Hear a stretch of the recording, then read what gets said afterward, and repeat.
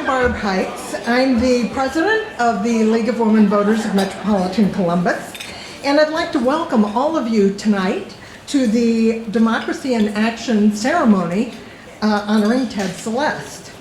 Ted Celeste is kind of a hometown boy here, but he's traveled the country doing some very important work rebuilding civil discourse in American politics.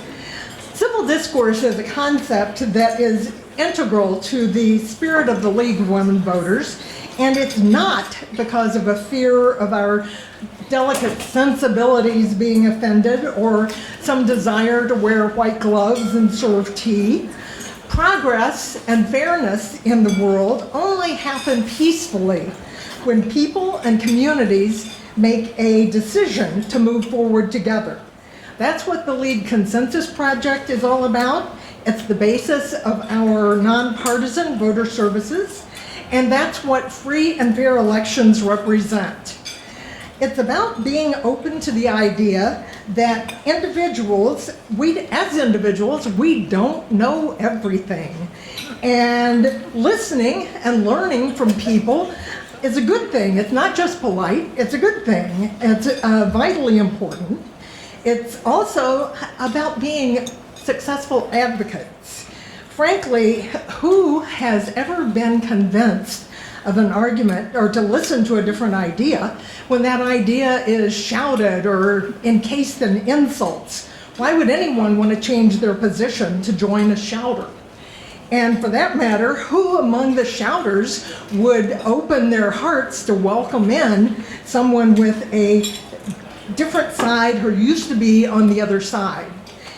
It took 72 years for the suffragists to convince the white men who had the vote to allow the franchise to be shared with women. The 100th anniversary of the 19th Amendment granting the right to vote to women is coming up in 2020. And not coincidentally, the 100th anniversary of the League of Women Voters is coming up in 2020 as well. While the founders, you got it, yeah. While the founders of the League may have worn their white gloves back in the day, neither they nor our seasoned members, shall we say, nor the young people, men and women alike, who are members of the League are adverse to getting our hands dirty. Your participation tonight in this award ceremony will have a direct impact on our ability to engage and enlist citizens in the work of preserving and defending democracy. I would not personally know Ted Celeste. I met him with Ann Nelson when we went to ask him about being our honoree. And listening to my friend Ann talk and listening to Ted there, I'm like, man, I missed out. I really wish I had known him. Anyway, now I'd like to hand things over to a woman who's doing double duty for us tonight, serving both as our honorary co-chair and also as our MC for the evening.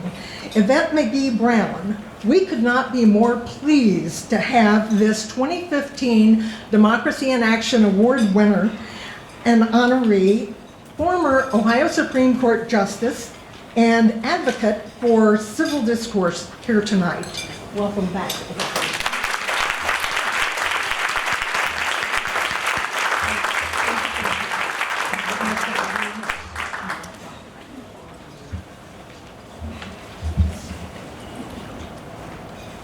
Technical difficulties. Technical. All right, here There we we go. go.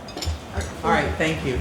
So, Ted, it's my pleasure and a privilege to serve as the MC tonight. I was telling Ted it was a bait and switch because I was only asked to be a co-host, which is just putting your name out.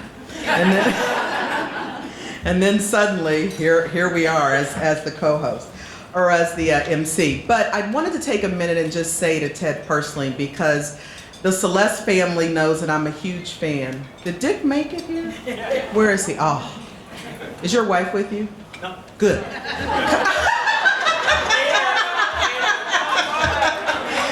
One of them is.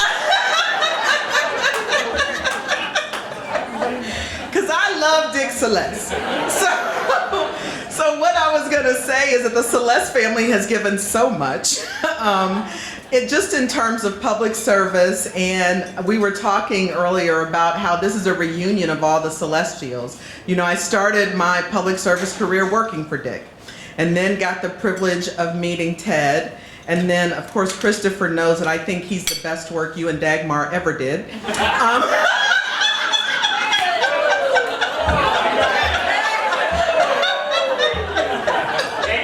You're welcome. So I love this family, and I love all of the Celestes. But I think what's really so special is about the dynasty. We haven't had a two-term elected governor on the Democratic side since Dick. But Ted, it's about you. So that's all I'm gonna say about Dick. I'm gonna let it go, but I just had to get it out because, you know, I wouldn't be where I am had he not given me my start. I'm gonna get to her. But I do want to say, Ted, that I have admired your service as a legislator. You have what is so needed today, and that ability to work across the aisle, to get things done. You never forget that you are there as a public servant. It isn't about you. I am so appalled by what I see on both sides, where the goal is about their own election and not really about what's best for the country and the working people who make up this country.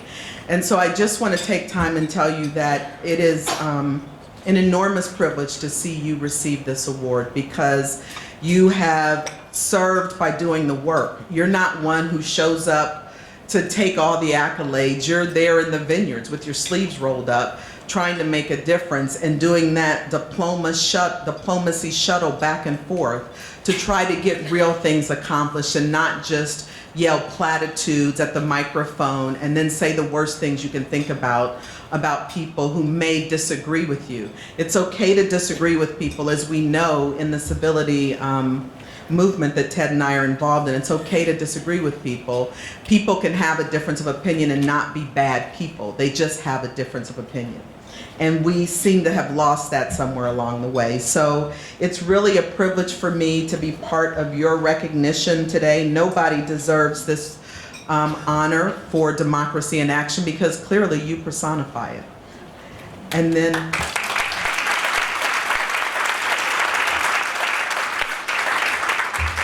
then you had the good fortune to marry this wonderful woman next to you. Bobby is a force of nature. She is somebody that does not take no. She has truly been his helpmate throughout this life and this career, and you've made it possible. You are an advocate in your own right, and we should be sharing the award with you. But all of us that know Ted know he'd be nothing without you. So, with that having been said, it's my pleasure to bring up to the stage somebody, Frank Larose, who seems to be following in some of Ted's footsteps. I remember hearing you when you first started running and listening to what you wanted to do with elections. And I know you got a little shade for the amount of money that it cost to check on whether people were still registered voters, but I applaud you for making the effort. And there's nothing more important than people having the right to vote, and I'm looking forward to your career. So if you'd like to come up and give remarks, please.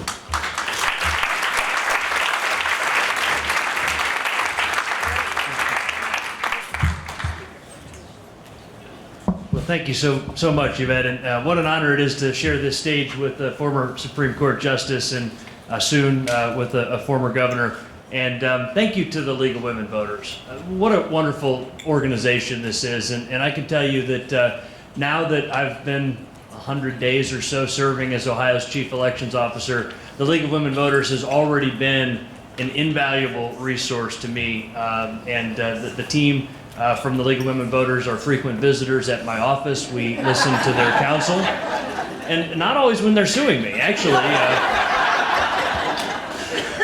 We've built that kind of a practical and pragmatic relationship, though, where they know that we may not agree 100% of the time, but we agree a lot of the time, and we can work together. And the team from the League of Women Voters, I've joked that we should just give them building passes because they're in our office so frequently, and that's something that I really appreciate. First, let me tell maybe the story about the kind of the origin story about how Ted and I got involved in this. When I first arrived in the legislature as a brand new state senator from Akron, Ohio, I was a little bit surprised by the kind of partisanship that I saw when I got here. And I call it tribalism because it's beyond partisanship. Partisanship is one thing. It's when you're sort of proud of the ideology of your party and you want to see your party win, and that's one thing. But when it rises to the level of the tribalism that we see, where so many people wake up every morning in my current line of work with this mentality that I'm a member of the elephant tribe, and so I must go to war with the donkey tribe every day because this is what we do.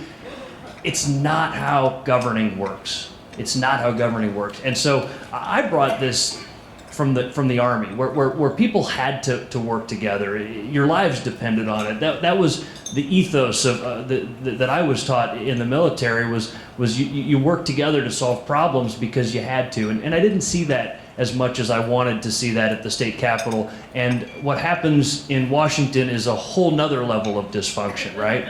And so I started looking for people that shared that passion. I was at a legislative conference, and I was looking through the agenda. Anybody that's ever been to these knows that there's hundreds of different breakout sessions and things that you could go to. And I saw one that was about civility that jumped off the page at me. And it said that it was being conducted by Ted Celeste. And I said, well, I recognize that name.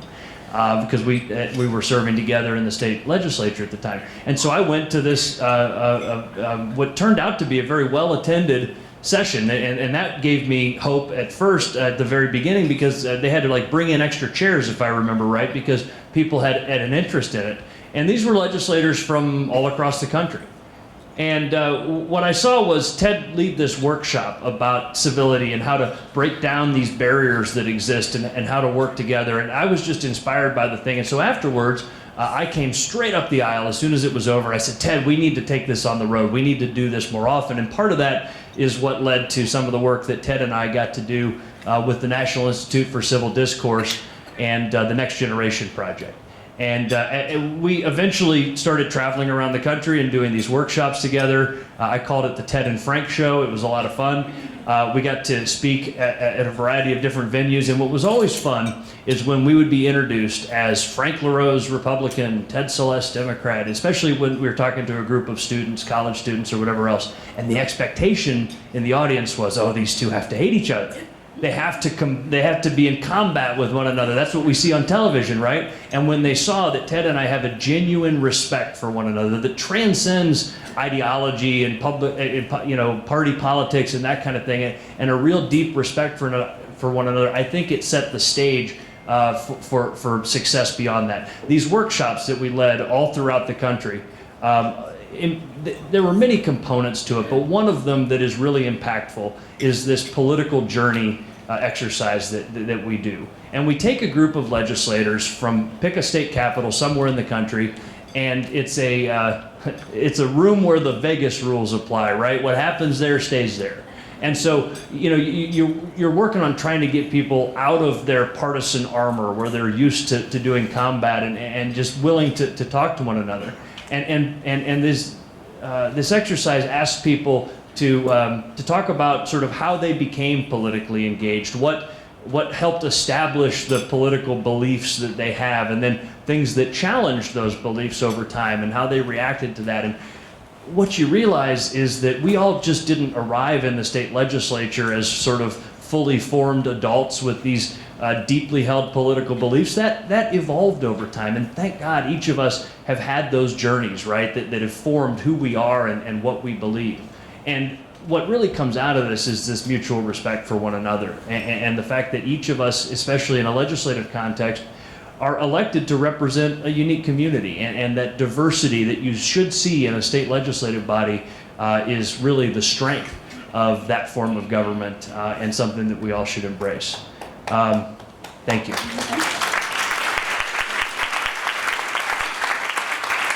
Really quickly on the issue of civility, I've given a lot of speeches about it because it's something I care about, but a couple things that I want to always point out is that let's not make the mistake of thinking that it's worse now than it's ever been in the entirety of human history, because I would submit for you that that's not true. I would also submit for you that it's not the worst it's ever been in our country's history. Remember that we had a vice president and a secretary of the Treasury shoot one another in a pistol duel, right? I think there's a play about this. We've had a member of the House beat nearly to death a member of the Senate with a cane. These are parts that we've gone to war within our country, and so is it bad? Yeah, it's bad. It feels like Republicans and Democrats can't agree on what day of the week it is, but it's not worse than it's ever been. But what it is it's something that we need to take up. It's something that we need to fix. And why is that? I would say that civility is not just about being nicer to each other. That's a benefit. That's a side benefit of civility. It creates a better work environment for those of us that serve in government. It's nice when you can have a friendly interaction with each other, but that's not the reason for civility. The reason for civility is you can't govern without it. Where did we get this silly notion that compromise is a failure? Where did we get this idea that compromise is a failure? Compromise is the essential tool that statesmen and women use to solve problems. But the difficulty is there cannot be compromise unless there's a basic level of trust and collegiality. And there is no trust and collegiality when we spend all of our time rushing out to find a cable news program or a blog or some other vehicle to say nasty things about each other, right? And so when there's no opportunity for trust and there's no opportunity for collegiality, you can't compromise, and that means you can't govern. That's why I took this up, and that's why I've been working to try to create a better civil discourse within the work that we do in the legislature and now as Ohio's chief elections officer. And so here's one thing that I'm working on right now, and I think that as secretaries of state throughout the country, this is something that we should be doing as our state's chief elections officer. I've partnered with the Secretary of State for Michigan. Again, on paper, we should agree on nothing. She's from Michigan, I'm from Ohio. She's a Democrat, I'm a Republican, but we've built a fast friendship and gotten to know and really respect one another. And so we're doing a series of talks this summer about respecting the institution of our elections and not talking down about the institution of elections.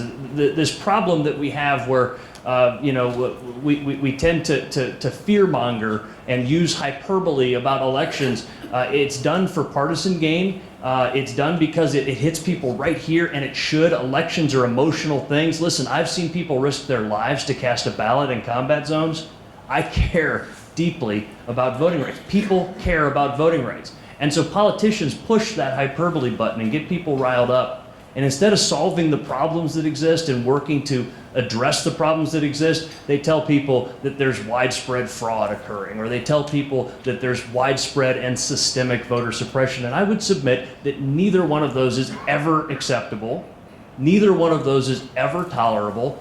But I would also submit that, thank God, they're not widespread and systemic. They're not hiding behind every corner. We live in a time where everybody that wants to can access the right to vote. And that's something truly precious and truly we're celebrating. And when we talk down about elections, when we tell people constantly that elections are messed up, it makes the average citizen not trust or want to engage in this process. And that is corrosive. Something real quick too, because of the fact that this is a League of Women Voters event that we should briefly mention. We just had a bill signed into law 2 weeks ago that creates the Ohio Women's Suffrage Centennial Commission. This is something, thank you, and the League was very active with this.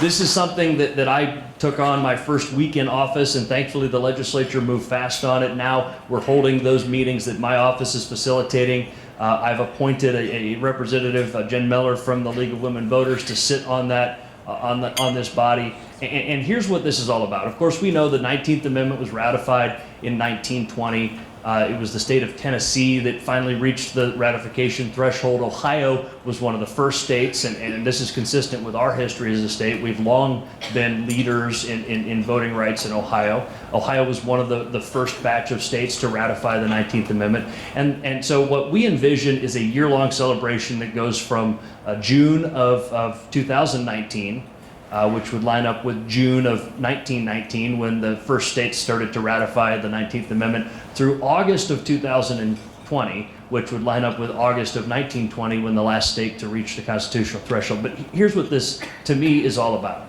First, we celebrate the history. The brave suffragists that made this happen are truly worth celebrating, but it's not just about looking back. To me, the whole idea of celebrating the centennial of women's suffrage is about reminding a new generation why this right is worth suffering, or why this right is worth fighting for. Why this right is something so precious that people would fight for it and risk their lives and their good names for it. Why this is something that no Ohioan should just casually cast aside by skipping the chance to vote. And so this is something that we are really working hard on, and something that I think you all will be proud of. The statewide celebration of women's suffrage is something that is truly awesome. Ted, thank you for taking this cause up. I would not have been able to get involved in the robust way that I have if it wasn't for your example. I've learned so much from you. Bobby, I've learned so much from you too, and thank you for keeping me accountable when we're working on things in the legislature that you think we shouldn't be, and I appreciate your phone calls and that kind of thing. You two are a great team. Ted, you're doing the work of, I think, a generation. This is maybe a little bit too romantic, but this is my view of it. Every generation of Americans has a problem to solve. And whether it's the civil rights movement or the world wars or putting a man on the moon or recovering from the Depression or recovering after the Civil War, there have been these great challenges for each generation of Americans, and thankfully each generation of Americans has risen to the occasion. I'm starting to think that our generation, all of us, that our great challenge is going to be making self-government work again. And I can think of no more important task. And I wouldn't want to be in the trenches for that fight with anybody other than all of you. And the person that has taught me the most about that is Ted. And so thank you, and no better person to receive tonight's honor.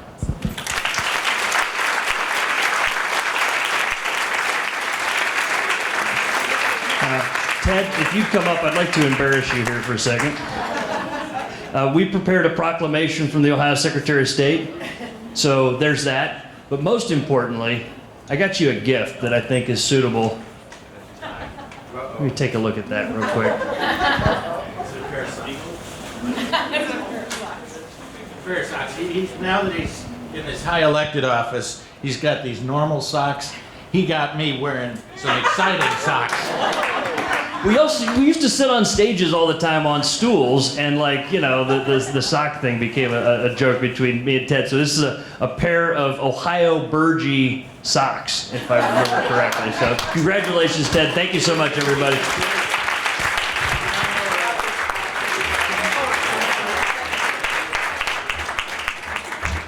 That was awesome, Mr. Secretary. Thank you very much. And because you started talking about the 100th anniversary of women having the right to vote, and my colleague Justice French is over there, I do have to tell you that 12 years after women got the right to vote in Ohio, we elected our first female Supreme Court Justice, Florence Howard. It's what they were scared of all the time. Give us the vote and we will take over. Now, so it seems appropriate, based on the Secretary's comments, which I thought were great, to talk a little bit about the League of Women Voters and what they do for our community. They have been around for almost 100 years, I think. They have registered voters, they hold candidates' nights, they answer voter questions year-round, and they maintain the Election Day phone bank at Channel 10.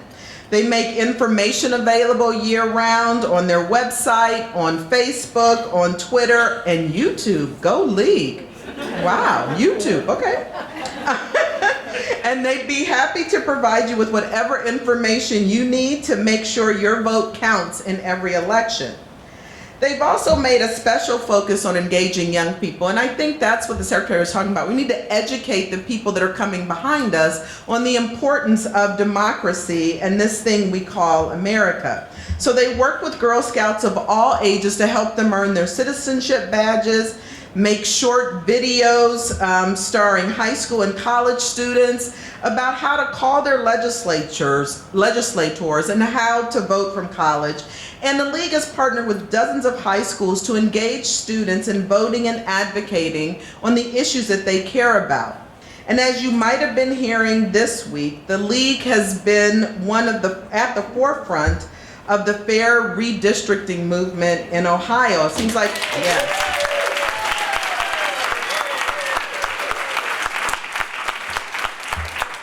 Thank you. You have been amazing warriors in the fight for redistricting. And so tonight is about celebrating Ted and about celebrating all of the difference each of us can make in our communities.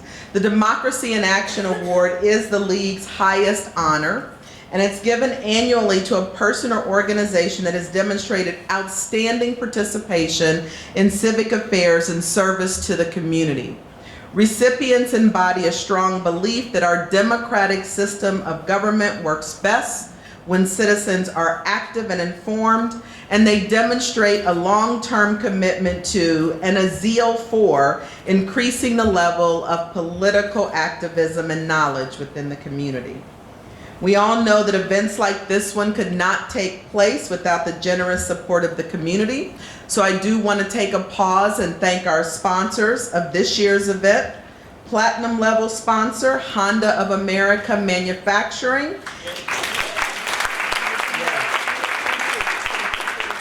Honda has been an amazing community partner for decades now, 30, 40 years.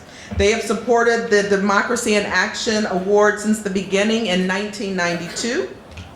The supporting level would be Worthington Industries Foundation, the Robert Weiler Company, please hold your applause till I finish, the Ohio State University, American Electric Power Foundation, and the Crane Group. Now we can applaud.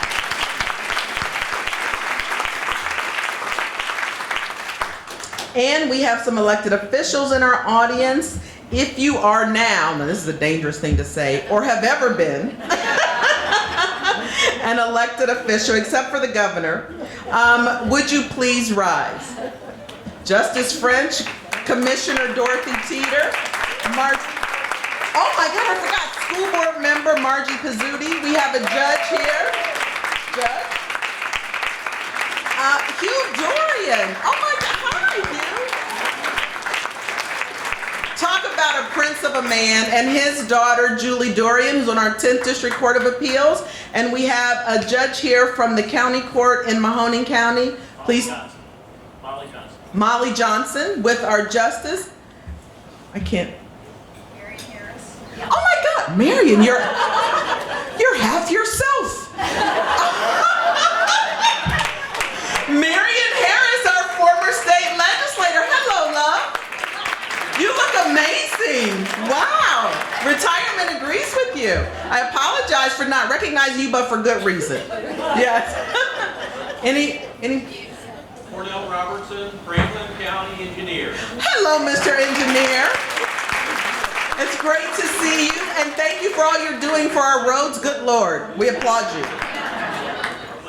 Thank you. Did I miss anyone else? Commissioner Dorothy Teeter, I'm also going to do a special call out for, because she's been a longtime member of the League and a public servant, and when I was a baby judge, she helped me whip that court into shape. There's nothing like, I was a baby judge with no power until Commissioner Teeter said, I will not approve your budget unless you do what she says. So I thank you for that. I'm also very proud to recognize several Democracy in Action Award recipients from past years here tonight. Auditor Dorian is here, and you'll hear from him briefly. He was the Democracy in Action Award, was it last year?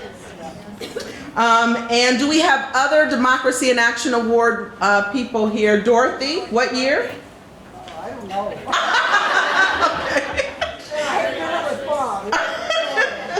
Oh, Dorothy and Bob Teeter. Mary Lazarus. Oh, Mary Lazarus. Where are you, Mary? Stand up, Mary. Mary Lazarus. Just a wonderful community volunteer, political check writer, great women's fund starter. We love you, Mary.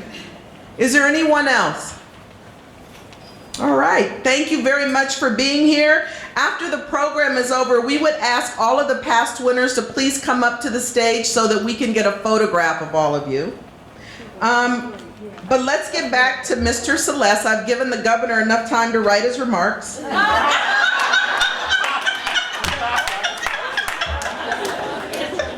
I know him, great. So, if I could invite Governor Richard Celeste, Ohio's two-term governor, the last two-term Democratic governor for the state, and your years were 1983 to 94, or yeah, 8 years, whatever that adds up to. But we all really owe the governor a huge debt because he was such a great public servant even before being elected governor, and what he did for this state. The people that he put in positions, the careers that he launched by his appointments. He appointed the first black woman to the bench here in Franklin County, Janet Jackson, and she held on to that seat for decades. Yeah, he's just a wonderful man, and he did that across the state. So, Governor, it's my pleasure to bring you up to the podium to say something about, I'm sure, your favorite baby brother, Ted.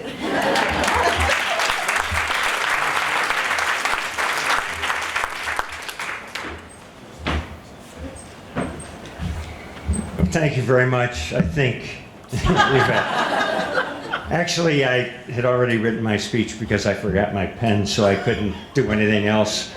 I want to begin by expressing my appreciation to the League of Women Voters for the invitation to be here and to have a chance to join you in acknowledging the service of my brother and the extraordinary work he's done.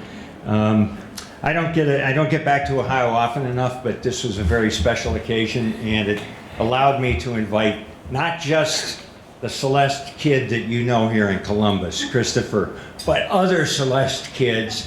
My daughter Gabriella, my daughter Noelle, my daughter Natalie, Dagmar, my wife at the time I was governor, an extraordinary woman in her own right, even my niece Teresa, who's here. It's granddaughter, I'm sorry. When you have 7 kids and 13 grandkids and 2 great-grandkids, getting the relationship straight is a little hard. So I'm here actually to salute my kid brother. And I want to begin by calling your attention to a picture at the bottom corner of page 13 in your program. To me, this is the most endearing picture of all of them. Because it provides an opportunity for me not only to acknowledge Ted, but my sister Pat, who's also here. It is, where's Pat right now? It is a picture of the 3 of us when we were obviously quite a bit younger. But if you look at that picture carefully, you'll realize that Ted began his youth as a goofball. I mean, he constantly entertained us. In fact, as a big brother, I resented because he'd get in the way every so often. I had serious interactions with my friends Gary Strong and Jimmy Higginbarth. There's Ted hanging around testing a new song on us or whatever. I mean, anyway, he started, let me just say, Frank, a little different from the Ted Celeste that you met in the legislature. But as a young man, don't be sure.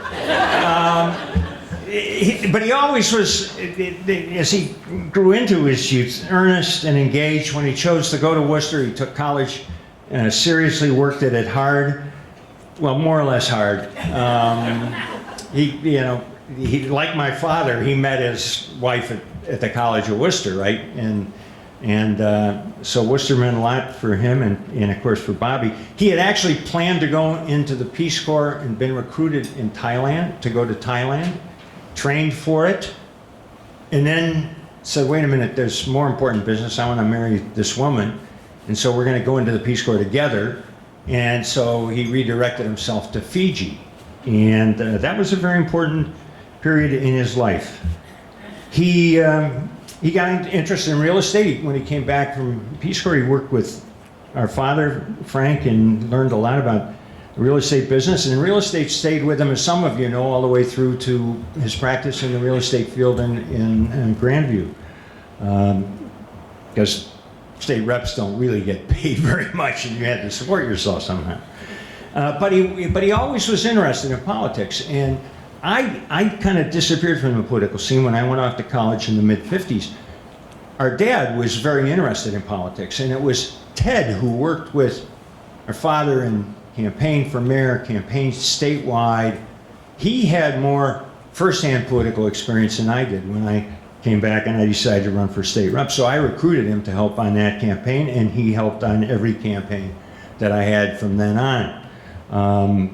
And truth be told, he was one of the few people, you know, you probably have this in any kind of workplace, right? If there's got to be somebody who brings the bad news to you. So wait a minute, this isn't working, or wait a minute, you're on the wrong track with that, or excuse me, your fly's unzipped, right? And every so often you just have to be candid, right? Ted was the truth teller for me throughout my political life, and probably have never thanked him enough for that. What was interesting to me was how he decided to get into politics himself, and I'm not sure whether it was before or during his experience at First Community Church, when he was involved in a program there that looked at faith in politics. And this wasn't politics in the partisan sense. This was politics as a way to make a difference in your community. Was that before you were elected state rep, or why? Yeah. And I think that may have been part of the stimulus for him to run for state representative. And I remember it was, I think, his first campaign, and it was clear that he was going to be a formidable candidate, and his opponent ran an extraordinarily negative and demeaning ad. An ad which, for, you know, a gut politician, invites you to get down in the dirt with them and say, you know what, if you want to hit me, I'm going to hit you back, and I'm going to hit you harder. That wasn't Ted's response. Ted said from the beginning, I'm going to run a positive campaign, and I intend to run a positive campaign, and I'm not going to step to this level. And it was interesting because at that time, the local newspaper, I think it's called the Dispatch, right? I seem to remember, wasn't always favorable to Democratic candidates, but on that occasion wrote a rather stinging rebuke of Ted's opponent for the kind of attack that he'd made on my brother. But I think I think Ted's own experience of that may have reinforced for him his commitment to be a positive participant in the political process, to be a positive participant in the political process. And I remember one day he told me that he was getting criticized by the Democratic caucus because he was working with Republican legislators to get something passed. And I said, what? His own caucus was giving him a hard time because he was working to get something passed. And I thought, you know what? I'm proud of you, pal. Stay with it. And he did. And he got it passed. He got it passed. So the notion of introducing civility or nurturing civility in the political arena was something that really came naturally to Ted. And I think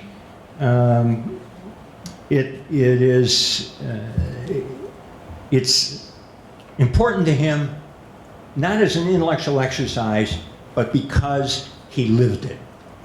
And because he lived it,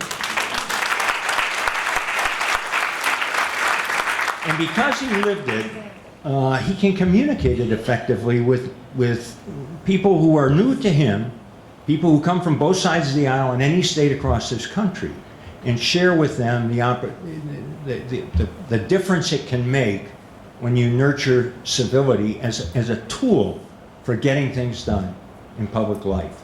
So I'm very proud to be here and join with you to salute my brother. I just want to tell you one thing about Ted that isn't in any of his bios. Ted's very articulate. He's very articulate. Some of you know he speaks more than one language. I think probably David and Jerry and David, you probably know he speaks Donald Duck, right? Which is very famous. All of our family has been entertained by his Donald Duck. But it's more than that. He speaks another language, which is rarer, and I saw it firsthand when my sister and Bobby and I were with Ted in Key West just 2 weeks ago. While he was in Fiji, as he worked alongside these folks who lived on the island where he lived, who were mostly fishermen, he spent a lot of time out with them, and they would call the dolphins and talk to dolphins. And my brother, I learned, speaks dolphin. Now you may think that I'm just exaggerating to build him up in your mind.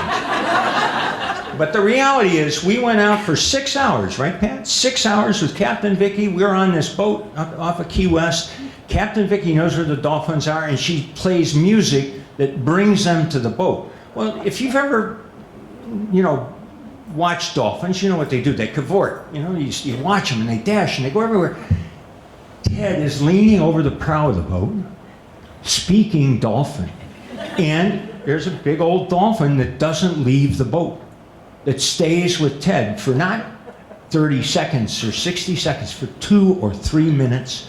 There is a dolphin conversation going on. So my view is, beyond the capacity to nurture civility, he can introduce us to one of our fellow mammals, right, Yvette? He can teach us all dolphin as well. Thank you very much.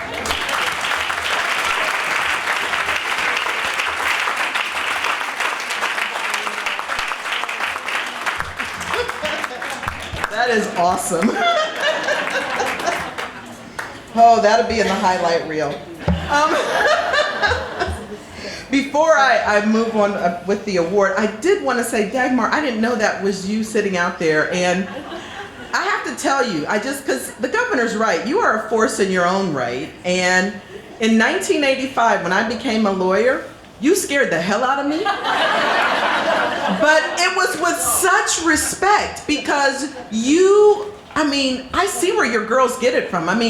You are strong. You would come into any room and command it. And for somebody that didn't see a lot of women in positions of authority, you were a rock star, my friend.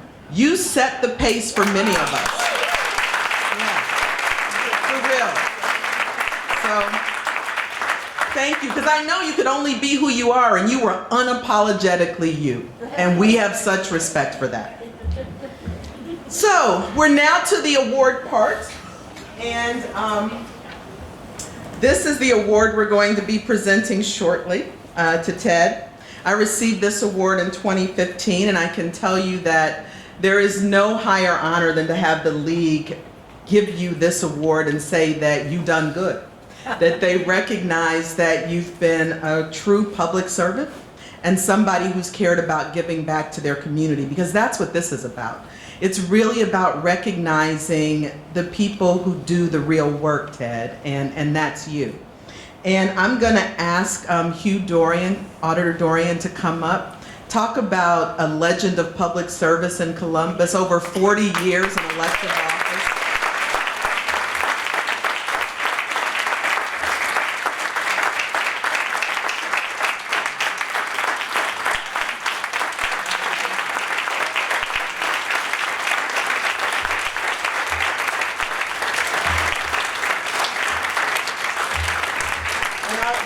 The budget was always balanced with Auditor Dorian. So I'm going to give this is what you'll be presenting to Ted.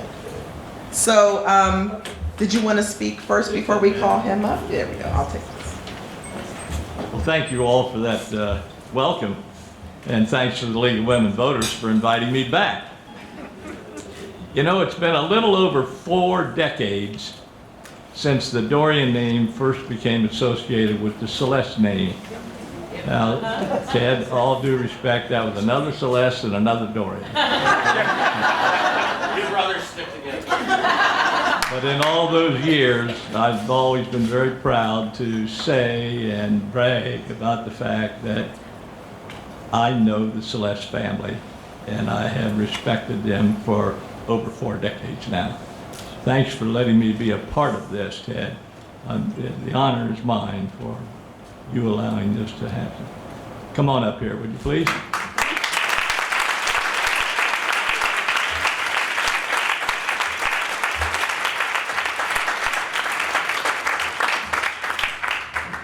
This is from the heart of all of our citizens to a great young man who we should all emulate. Thanks for being my friend.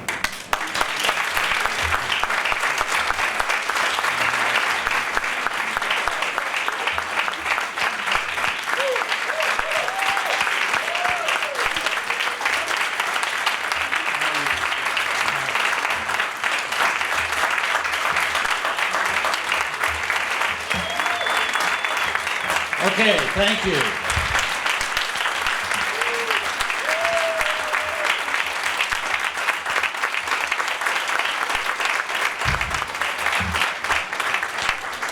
Okay, I have an important question. This is for my brother. Do I give the speech in Donald Duck or in Dolphin? Anybody? Anybody? Goofball is right. Yeah, it's been there. I can't think of anybody that I would rather have had been up here to give me that award, Hugh, than you and your family. And thank you so much. Appreciate it.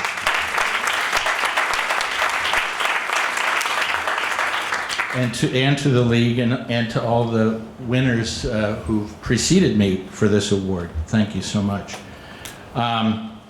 To the 3 co-chairs who've been so effusive in their nice comments about me and our efforts. I appreciate that, Frank, Yvette, and I think my brother. Yeah, thank you. And I must say that there's someone else I want to thank who's not here, and that's Bill Flaherty. And Cindy is here. I had thought about doing a FaceTime picture up here and showing him. Bill's at home recovering from a stem cell implant. And I know we're all thinking of him and he's doing well. I want to shout out to Bill. And I also want a special shout out to all the Celeste family who's here. I especially appreciate the fact that you've come here, some a very long distance, and to make the trip for this wonderful evening. To my spouse, thank you so much for everything you do, and it is true. She's the one that makes this all work, and we are quite a team. And it is the best thing that I got out of the College of Worcester.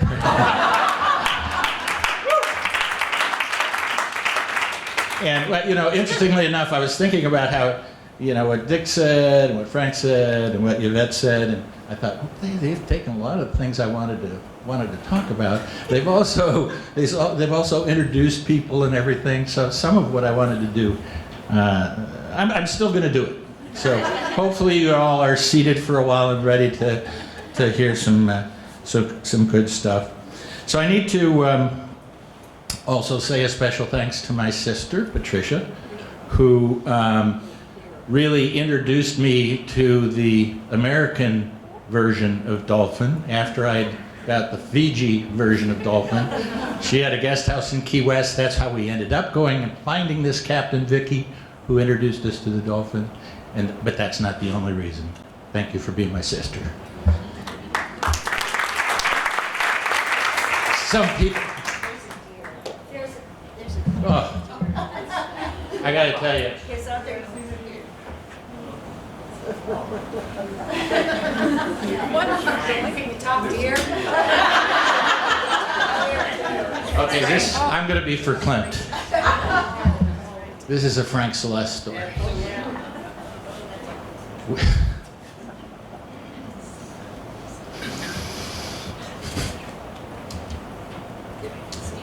Before dolphin, there were deer. We loved seeing deer. We had a place in the mountains in Pennsylvania where we'd go and see deer all the time, try to see who could find them first. Years and years and years, we would all look for the deer. When my dad passed away and I was driving back from Cleveland to Columbus, I had this thought around Mansfield, let me know everything's okay. And I looked out in the field. A whole herd of deer. I said, felt right there. Frank's right here tonight.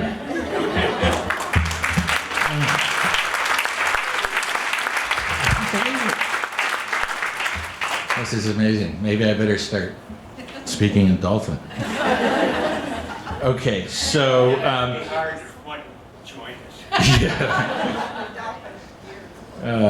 so I also wanted to let you know that it's important for me that while I'm getting this award, it's also about NICD, and there's a couple people from NICD here who I'd like you to meet, and they're mostly people in the Institute are either in Tucson or Washington, but we have our special little niche here in Columbus, in Michaela Meacham and Nadine Wise, and Nadine's husband's here, Matt Holbrook. And a very special person is also here who, it's interesting, it's one of these, it all comes around. My first and longest serving aide when I was in the State House, Jeff Wise, is here. And Jeff just put up a YouTube video announcing his candidacy for City Council in Lakewood, Ohio.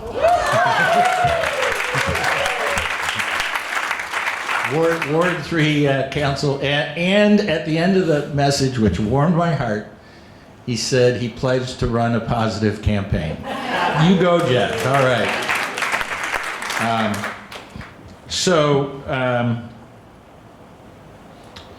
I also, there's one other, since I'm talking about other folks who were involved, I wanted to mention somebody who came from a little distance, Jerry Austin. When I talked about the positive campaign, that's what I thought you'd do.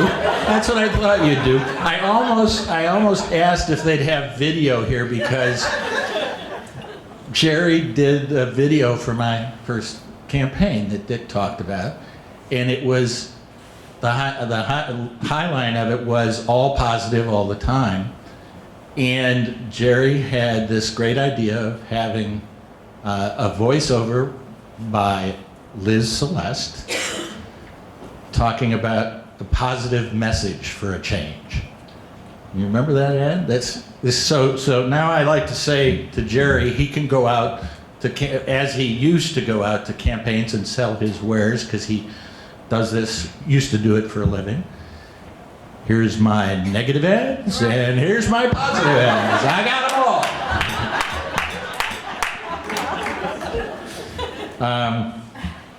And it meant a lot to me, and we've stayed in touch about the importance of this, and I've appreciated his support through all of that. So one other thing I should mention about the relationship with Frank is that not only did we work on the civility together, but we worked on an issue together, redistricting. And it was the Gang of Four. 2 Ds and 2 Rs, 2 senators, 2 House members. We didn't get very far, but it was the germ of the idea. We even tried to work with the League. We were close to getting there with the League. But it's a germ, and it's similar to things that have moved forward. And for that, I appreciate your efforts and leadership in helping to make that happen. So I wanted to try to take a few minutes to tell you about two things. One, why am I here doing what I'm doing? And what is it and why is it important? So, we talked a little bit about the family. Those who know, oh, there's one other group, I'm sorry, there's an extended family that was alluded to, the Celestials. Could all the Celestials please stand? Come on, I know you're all here. All right, come on, there we go. All right, thank you.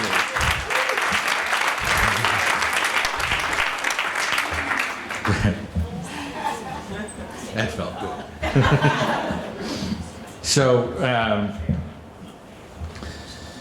So what is it that got us here? And I was going to say some of those people that stood probably recall on the campaign trail from Dick's campaigns a woman named Bessie Lewis, our grandmother, my mom's mom.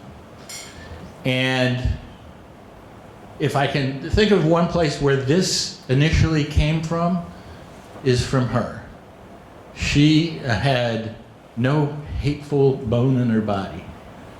And I think the message of if you don't have something nice to say about somebody, then don't say it, came from Granny Lewis.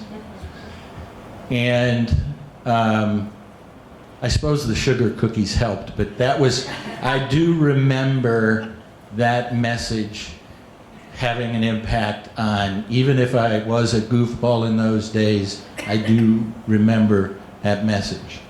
And another interesting message is, yeah, I was growing up when my dad was elected mayor, and I remember a speech he gave, and he talked about, I don't know whether you remember this, Dick or Pat, dynamic symbiosis. And it came to me as I was driving up here. I stopped the car, got on Siri. Siri, what is dynamic symbiosis? It was his way of expressing what we're talking about. And I saw in his style and his method and his message another beginnings of inspiration for me.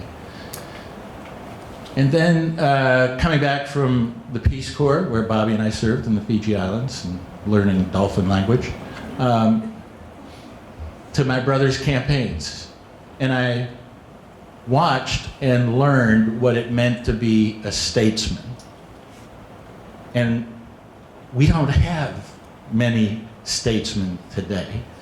And that's another inspiration for doing what I'm doing. And so that I wanted to give you a little feel for where I think some of this came from, and then to tell you a follow-on story to the faith in American politics, because there's some people who were part of that. Terry Davis, who ended up being the chair of my campaign. Terry was active in that program, and Justice French, is she still here? She was involved in that program. Former Chief Justice Tom Moyer was part of that program. And it really stimulated in me the importance of learning how to communicate, learning how to listen, and understanding that if we don't learn how to communicate, what a dangerous time this country can be in. And that stimulated me then to run for office and to try to do it differently by running a positive campaign. Was able to do that. And as in addition to having Jeff's affirmation that he's going to do it, last year our organization sponsored 2 workshops on running a positive campaign. And Frank was there. And it was really heartwarming because my old House district, some of you are probably in that district, represented by the person who won, House District 24. the two candidates, both the Republican and the Democrat, committed to running a positive campaign. So we couldn't lose in that instance. And I believe it was 8 out of the 11 candidates who came to that session won their elections. We're demonstrating that that can happen. So that's pretty exciting. So,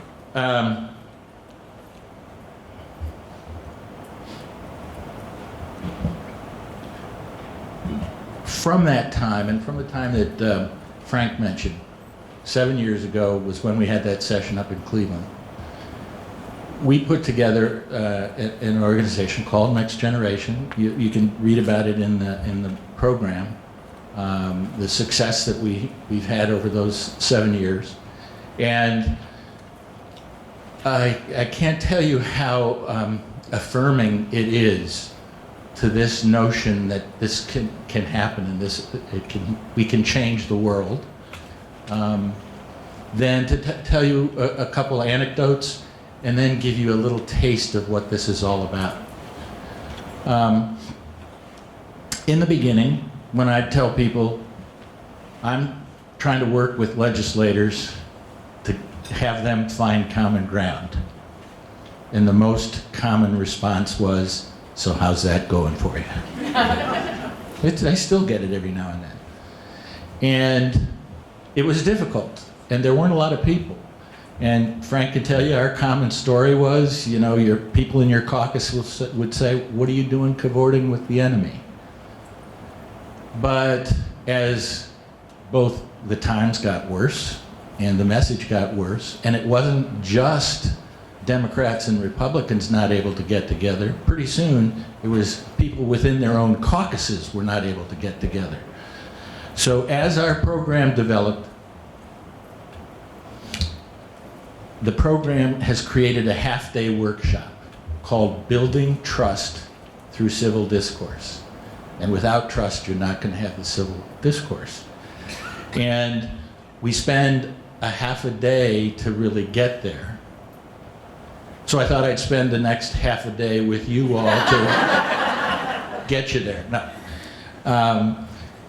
One of the things that we have found that's important in order to get there is the establishment of ground rules. And it's a simple thing, and it's something we'd recommend for any of you doing organizational meetings, wanting to make sure that the folks will communicate and feeling that they're in a trusting environment is setting ground rules. And it's a pretty simple thing, but it makes a huge difference. And then what it can lead to is this personal journey that Frank alluded to. And the personal journey is probably the most impactful part of what we do. And it is an effort in response. We show a little video, and it'd be nice to have the video. That's a mini documentary, if you will, of two people opposite ends of the political spectrum, and they decide to get together to get to know each other. And Donna says, when you have the courage to tell people who you really are, things happen. And Bob, in response, says, and remember, these two are at opposite polar ends, it didn't change my mind about the issue. But now when we go out to do a press release, I think, what would Donna think about this? Was in just a small little hit pause button. But if you think about some of the issues that you're faced with, that the legislature is faced with every day, if we just step back and hit pause, not call people names, what's going on in Washington right now is nuts. And so the goal of our exercise is to have people then feel comfortable telling where did their set of personal values come from? Where did that come from? And I can't tell you how many stories I've heard and seen speakers of the House in states, presidents of the Senate, in tears, talking about their families, talking about situations that happen, sharing personal experiences which are extraordinarily powerful, and then the group coming together and responding to what was said as they listen to those words and respond to those words, what a difference it makes. And then the goal is to have them talk about, well, what could we do differently? How could we change things? And how could we make it different? And specifically, what's our action plan? What can we do about it? So I've thought a little bit about, where we are 7 years later. We've actually touched 1,000 legislators out of 7,000 in the country. We've touched 1,000 legislators. We've trained 48 legislators or former legislators to be the facilitators for our dialogue. So this is a program of legislators, by legislators, for legislators. And it's had a powerful, powerful impact. So what I wanted to do here to give you a little taste of it is to give you what we do when we talk about the personal journey is have the facilitator model their storytelling. So I'm going to tell you a little bit about my story. We haven't really talked about this piece of my story, but I'd like to share it with you. So you heard when I was a youngin', my dad was elected mayor, and this was in a time when I was obviously very impressionable, 4th grade, and from the 4th grade till the 12th grade, he was mayor. So from some of you guys, it was like while he was governor, right? So, one of the exciting things about it was the then newly elected President of the United States came to visit Lakewood in a motorcade. And John Kennedy, I got a chance to meet him at that impressionable age. And that had an incredibly powerful impact on my view of my values, on my view of how I viewed the world. And his whole message was one which really spoke to me. And indeed, Bobby and I went off to the Peace Corps in response to the message he had. But the year I graduated high school and went off to college, it was 1963. So I'm a freshman at the College of Worcester in 1963. And we took a course called Liberal Studies. Everybody had to take the course, and every professor taught it in every field, but it was kind of the common thing. On that November day, when that shot rang out, I was getting ready to leave for class, and I got the news from one of my classmates that the president had been shot. And I was broken up, and I trying to decide, what do I do? Do I go to class? The president's been shot. Well, back in those days, they had those little transistor radios with an earphone, literally, the hearing aid type of earphones. And I got the transistor radio, put the earphone in my ear, and headed off to class. And I could still remember walking through Cow Call, getting up to the door, walking in the door, and Professor Gore, who was a music professor, looked at me and he said, "I'm sorry, we don't allow radios in our classroom." And I said, "But the president's been shot." And he looked at me and he said, "Kennedys come and go, but Bach lives on forever." Okay, so I was a basket case to begin with. And now I'm, bawling my eyes out. But I ignored his advice. I kept the little earphone in. I sat down, and it didn't take more than a couple minutes. I sat down. The voice came over the earphone. "The president has died." Now I'm just gushing. He looks at me, doesn't say a word. He can tell what happened. He goes up to the his place, stands up, folds his papers, walks out, goes to the chapel, and composes a requiem. So 25 years later, I'm back for an alumni reunion. And one of my classmates who was in that class said, "Boy, I'm glad you're here." And I said, "Why is that?" He said, "Well, I now am a professor of poetry at the University of Wisconsin. And I've written this book of poems, and you're in it." So I want to read you his view of what happened that day. Conspiracy theory. The day that JFK was shot in Dallas, I was in Ohio, a Republican, almost 18. My father's voice still on my tongue. He hated JFK, and though I didn't know why, I thought that I must hate him too. And so when Ted Celeste burst in the classroom, his voice a sorrow brimming with the news, I leaned back in my seat and said one word. "Good," I said. And all eyes turned on me. And then class was dismissed. And that one word, armed and dangerous, went out into the world as if I'd blessed the future with my scorn, which echoed back across the century like a lone assassin. Good, good, good. Same event, two completely different remembrances and views of what happened.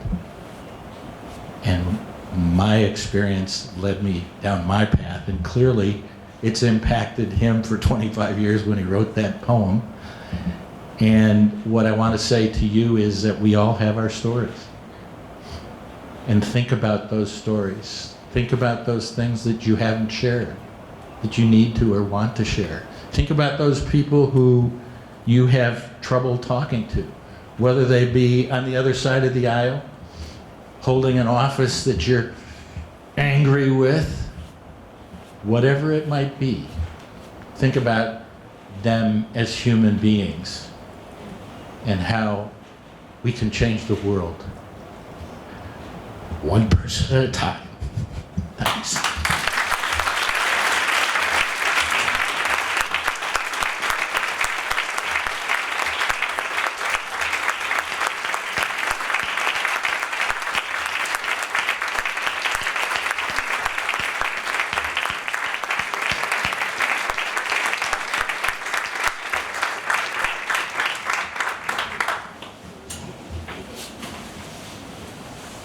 Just amazing. Congratulations, Ted. Thank you for all you've done for our community and our country. And we hope that your message of civil discourse will be a roadmap to successful campaigning and governing, and keep spreading the word, please. I want to thank all of the members of the Democracy in Action Committee who made this lovely evening possible. Let's recognize the co-chairs, Lily LaPont, Beth Taggart, and their hard-working committee.